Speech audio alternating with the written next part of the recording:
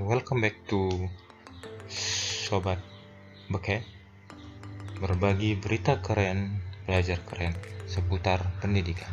Kali ini kita akan membahas mengenai soal pedagogik dan pembahasannya antara lain mengenai metode pembelajaran, penilaian, RPP, dan lain-lain.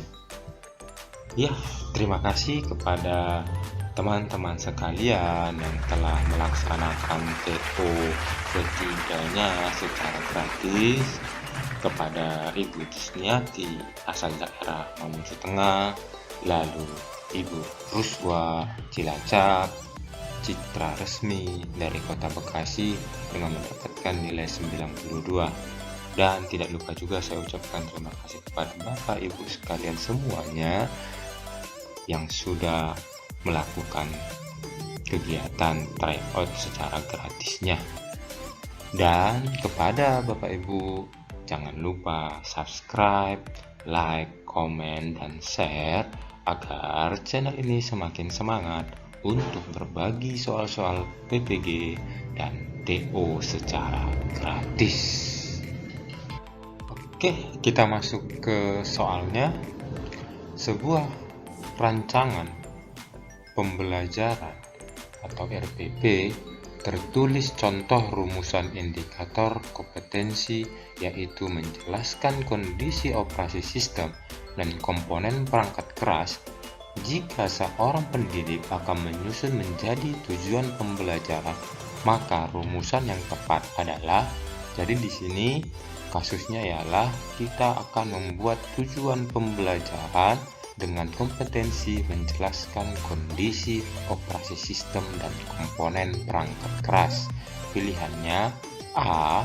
Setelah melaksanakan proses pembelajaran melalui praktek, siswa dapat menjelaskan kondisi operasi sistem dan komponen perangkat keras berupa komponen input, proses, dan output.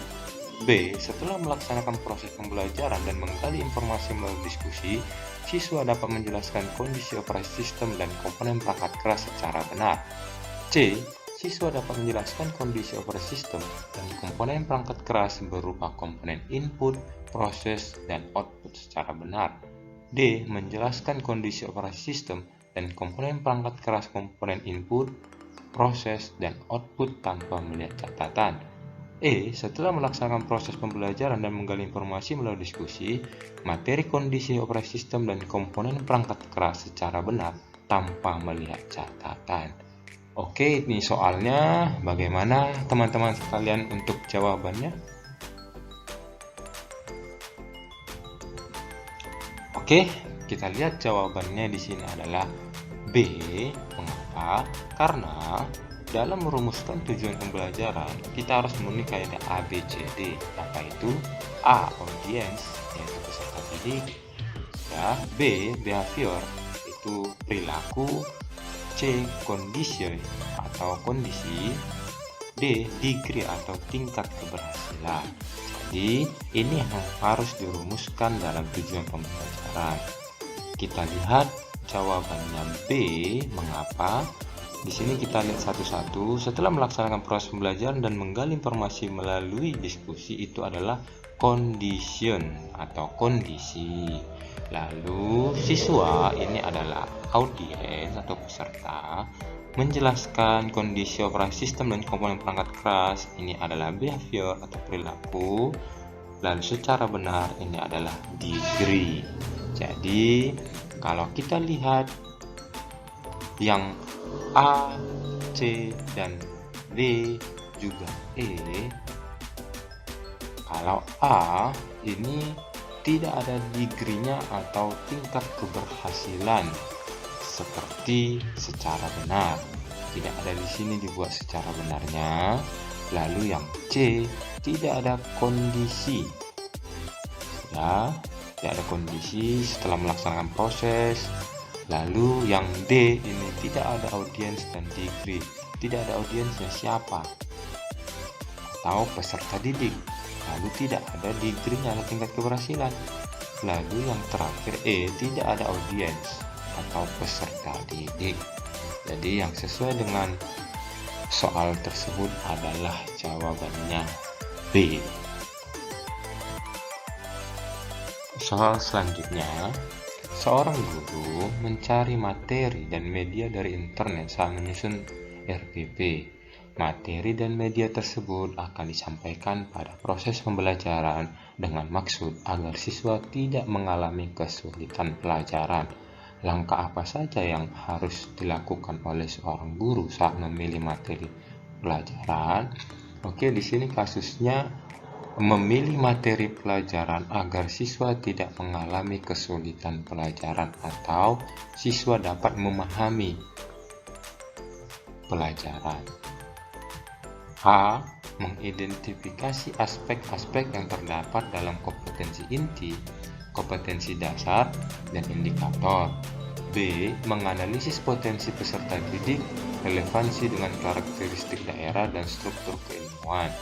C. Menyesuaikan dengan tingkat perkembangan fisik, intelektual, emosional, sosial, dan spiritual peserta didik. D. Melihat kebermanfaatan bagi peserta didik, aktualitas, kedalaman, dan keluasan materi pembelajaran. E. Relevansi dengan kebutuhan peserta didik dan tuntutan lingkungan, alat, dan sumber bahan dan alokasi waktu. Bagaimana teman-teman sekalian dengan kasus seperti ini? Bagaimana kita atau guru memilih materi pelajaran? Langkah-langkahnya apa saja? Oke, jawabannya adalah A. Karena apa? Selain A, itu B, C, D, dan E itu merupakan prinsip dalam memilih materi, bukan langkah-langkah memilih materi pelajaran. Jadi, jawabannya itu A. Itulah dia langkah-langkah dalam memilih materi pelajaran, mengidentifikasi aspek-aspek yang terdapat dalam kompetensi inti, kompetensi dasar, dan indikator, mengidentifikasi jenis-jenis materi pelajaran, memilih materi pembelajaran yang sesuai atau relevan dengan KD dan indikator pencapaian, dan yang terakhir memilih sumber materi pelajaran. Oke, soal selanjutnya. Seorang guru senior mengajar siswanya dengan metode diskusi dan menggunakan media gambar yang sudah berlangsung dari tahun ke tahun. Pada awal semester baru 2019, siswa di kelas tersebut diketahui 70% memiliki frekuensi belajar kinestetik sehingga mereka tidak fokus saat pembelajaran dan diskusi berlangsung. Siswa lebih senang jika mengerjakan tugas yang diberikan oleh guru. Dari kasus tersebut, strategi pembelajaran yang paling tepat dipilih guru. A. Kooperatif, B. Project based learning, C. Kontekstual, D. Inquiry, E. Discovery. Jadi di sini kasusnya adalah strategi pembelajaran yang paling tepat dipilih guru karena siswanya tidak fokus saat pembelajaran dan diskusi berlangsung. Siswanya tuh lebih suka mengerjakan tugas yang diberikan oleh guru. Bagaimana teman-teman jawabannya? Oke, jadi dengan kasus tersebut, strategi yang tepat adalah Project Based Learning atau PJBL, karena merupakan strategi pembelajaran yang dikembangkan berdasarkan penerapan proyek dengan melibatkan siswa menyelidiki masalah dunia nyata. Sedangkan kooperatif ini siswa bekerja sama dalam kelompok-kelompok kecil. Ini berbanding terbalik dengan soalnya. Oke, kita masuk ke soal berikutnya. Seorang guru merancang evaluasi dengan mendasarkan pada indikator dan tujuan pembelajaran yang sudah ditentukan di RPP. Evaluasi tersebut dimaksudkan untuk menentukan hasil dan kemajuan belajar siswa. Maka jenis evaluasi yang tepat dipilih oleh guru adalah A. Evaluasi formatif, B. Evaluasi sumatif, C. Evaluasi selektif, D. Evaluasi diagnostik, E. Evaluasi penempatan. Bagaimana Bapak Ibu, teman-teman sekalian, dengan soal seperti ini, jenis evaluasi apa yang tepat yang akan kita pilih sebagai guru dalam menentukan hasil dan kemajuan belajar siswa?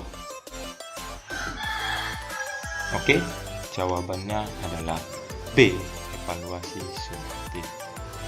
Jadi di sini ada jenis evaluasi berdasarkan tujuan. Yang pertama, evaluasi diagnostik. Itu evaluasi yang ditujukan untuk menelaah kelemahan-kelemahan siswa beserta faktor-faktor penyebabnya. Evaluasi formatif itu evaluasi yang dilaksanakan untuk memperbaiki dan meningkatkan proses belajar dan mengajar. Evaluasi selektif itu evaluasi yang digunakan untuk memilih siswa yang paling tepat sesuai dengan kriteria program kegiatan tertentu. Evaluasi diagnostik itu adalah untuk menelaah kelemahan-kelemahan siswa beserta faktor-faktor penyebabnya. Evaluasi penempatan itu adalah evaluasi yang digunakan untuk menempatkan siswa dalam program pendidikan tertentu yang sesuai dengan karakteristik siswa. Jadi soalnya tadi adalah evaluasi apa dalam menentukan hasil kemajuan belajar siswa. Itu jawabannya adalah evaluasi sumatif B. Masih bersama Sobat Beken, berbagi berita keren, belajar keren seputar pendidikan. Kita masuk ke soal berikutnya. Saat merancang pembelajaran, seorang guru ingin menyederhanakan konsep prinsip hukum yang kompleks sehingga dapat memperjelas penyajian pesan secara tertulis. Media apa yang paling tepat dipilih oleh guru tersebut? A. Bagan, B. Alat permainan edukatif, C. Flipchart, D. Foto, E. Gambar. Jadi di sini kasusnya memperjelas penyajian pesan secara tertulis. Paham ya? Oke. Jawabannya itu adalah A. Bagan. Karena apa? Karena bagan ini mudah dimengerti anak, sederhana dan lugas, tidak rumit dan berbelit-belit. Sedangkan alat permainan edukatif itu adalah anak tidak akan bosan-bosan bermain. Di samping itu dengan bermain akan membawa anak kepada pengalaman yang positif dalam segala aspek, seperti aspek perkembangan, keimanan, dan ketakwaan. Lalu foto itu sifatnya konkret, menunjukkan pokok masalah dibanding media verbal.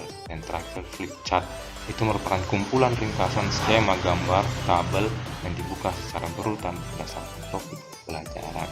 Jadi yang dapat memperjelas penyajian pesan secara tertulis itu adalah bagan. Selanjutnya, perencanaan pembelajaran yang menekankan pada proses keterlibatan peserta didik secara penuh untuk dapat menemukan materi yang dipelajari dan dihubungkan dengan situasi kehidupan sehari-hari sehingga mendorong peserta didik dapat menerapkan dalam kehidupan mereka.